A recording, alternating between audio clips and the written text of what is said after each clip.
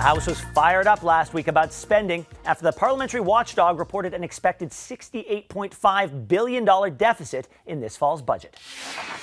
My mother, as a substitute teacher, sometimes taught math, and she would not be happy with the Parliamentary Budget Officer's report today, Mr. Speaker, which reveals that this Prime Minister is more expensive than even Justin Trudeau. We are laser focused on delivering affordability for Canadians. We've cut taxes for 22 million Canadians. We cut the GST for first-time homebuyers. Interest rates are down. And through Build Canada Homes, we're going to build homes at a scale not seen since the Second World War. It's time for the Conservatives to cut the rhetoric. Get on board. Join us. This as Mark Carney continues his travels and Ottawa vows more help for Haiti. Chief political correspondent David Akin joins us now with his roundup. David, great to talk to you for this first time on the West Block. Did this PBO report on the potential deficits come as a surprise? I don't think it came as a surprise. After all, the Prime Minister himself said, when we asked him about the size of the deficit a couple of weeks ago, the word that Carney used was it's going to be substantial. And he wouldn't say what it was, but we were all figuring 60, 80, something in that range, $60, $80 billion, in the PBO saying it's 68 and still haven't factored in a lot of things. What was incredible, though, I think, and this is where the opposition had a field day, it's the language this parliamentary budget officer is using. Yeah. And so testifying before a committee, here's a couple of the adjectives the PBO is using about the spending. Quote, very alarming. Quote, stupefying, shocking, unsustainable. And when the PBO is using language like that, it's a field day for the Conservatives. Now, the problem, I think, politically for the Conservatives, and of course they're absolutely right to use the PBO's words, is that every poll we've seen, internal government polling that we have through access to information requests and the public polling done by our people like our polling partner Ipsos, Canadians are not that concerned about the deficit. They're concerned about their own household budgets, their own cost of living. Now, the Conservatives are trying to make the claim that all this government spending is making chicken more expensive at the grocery store. That might be a little bit hard to sustain because we saw at the end of last week that inflation is coming down and our economy is slowing, and that means we're going to see interest rates drop by the Bank of Canada. So we'll see where this deficit goes. I can tell you that as a percentage of GDP, our debt charges haven't been this low in 30 years as a percentage of GDP. The one wrinkle there is if you graphed it over the years, the curve is just starting to turn up. It's right about 2.5% of GDP. Do we want to trend up around 3? Way back in the day, early 1980s, Prime Minister Mulroney was handing off to Prime Minister Chrétien. We were at 6% GDP on debt charges. Today, again, we're down around 2.5%. So that's the lay of the land on the debt. Yeah, I've got to say, I'm surprised that the polls are not bearing out that this is as important to Canadians as it probably was back then. But we'll have to see, as you said, what the opposition does with that information to see if they can get some traction on that. Talk about Prime Minister Carney just returning from his trips overseas. Has there been any criticism of the travel? Because is he getting anything done out there besides handshakes and photo ops? Now, of course, he says he's getting some things done, signing. I was down in Mexico with him at the end of last week, a strategic partnership. That's what leaders do. They sign strategic partnerships that don't really know what that means. So in London, he was talking up Canada as a place to invest, meeting with business leaders, and that's certainly important work. But he's done quite a bit of that kind of travel. And of course, he's doing that kind of travel because of Donald Trump, because an unreliable United States. Canada needs to firm up friendships everywhere in the world, whether it's the UK, Mexico, or whatever it is. But he is going to a lot of talking shops, and I think there is going to be expectation, what are you bringing home? That is certainly something the Conservatives are bringing up. What is it that you're accomplishing with all this sort of international travel? It's great that you're doing it. Prime Minister Harper traveled a great deal. So did Prime Minister Trudeau, and Prime Minister Carney is doing the same thing.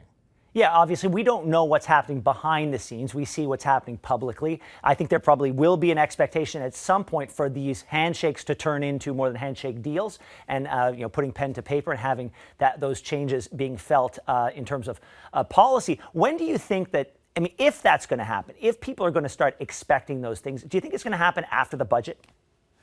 It's hard to say. Carney is going to has a sort of down period for basically next month, or we're not aware of any travel he's got until the end of October, when there's some very big summits, more summits overseas. one at the end of October in Korea.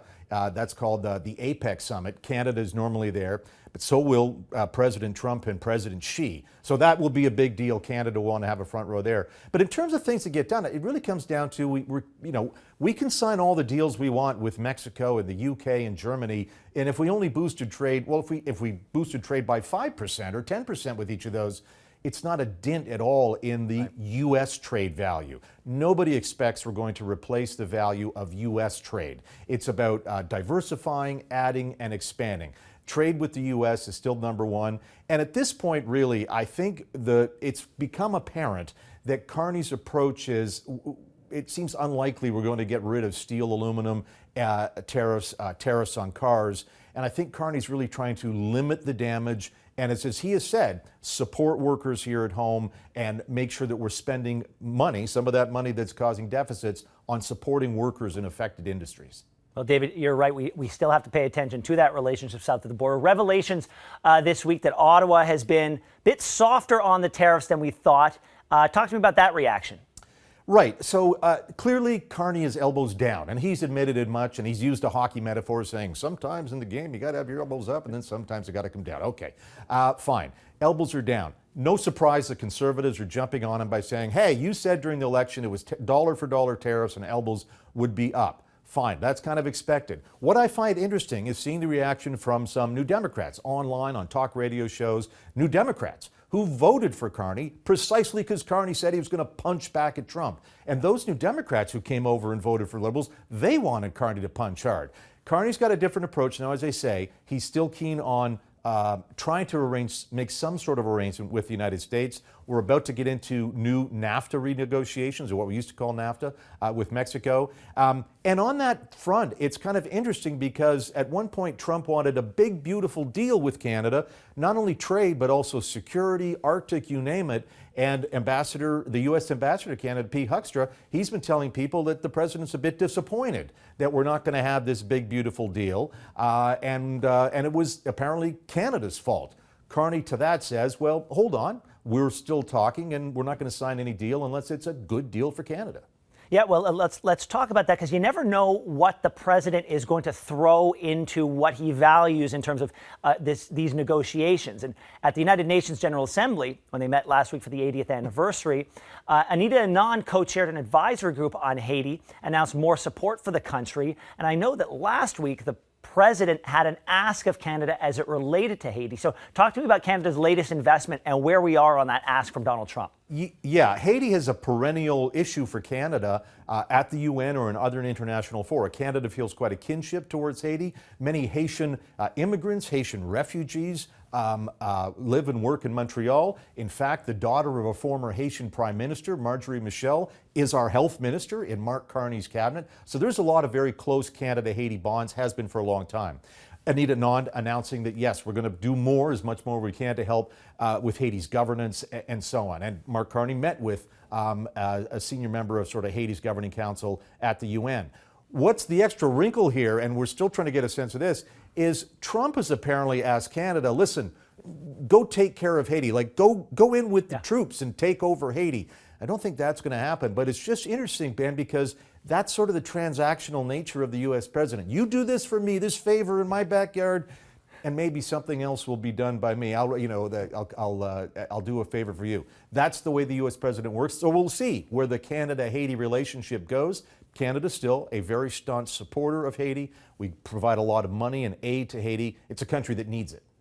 David Akin, we appreciate your insights. Thanks so much. Thanks, Ben.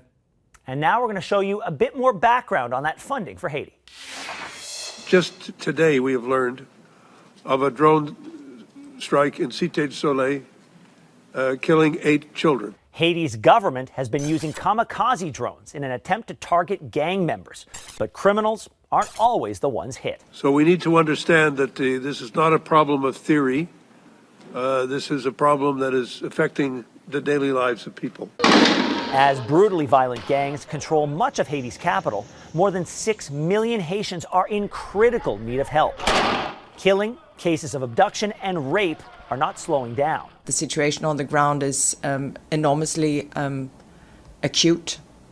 And I often feel that I can't even find words any longer to describe the situation. The United Nations has had a presence in the Caribbean country since 2004. I've had a lot of courageous stories from women in particular. I remember one woman who had been brutally raped over a longer period of time, and who told me that she had lost faith in life, and then with some assistance she got her faith back and sort of was still standing and still wanting to live.